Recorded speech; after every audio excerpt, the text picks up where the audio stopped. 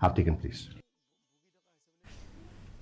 Myntri Sorkar Jylla ba Alexander lalu hek laong ba ka Jingshah Pynïap jong Raja Raghuvanshi gade ka bla Thmu lupa bat gade ka kambean ka bla de ban penbet bla keno penwan dro ka kurum ka jong ka sonam Raghuvanshi ha bakren kla pathai khubor uba hek ula banjur ba ki pat ba ka Sorkar Jylla kla dawa haring kat ka jing penstom ka perking kat kum ka an persya ki besya keno don keti kajing toket ke bedang yat kala wanra kajing sokia lor kajing la bendon keti jo ki babon ngot kinang isla ha kata jing Pynïap ke bashir kai.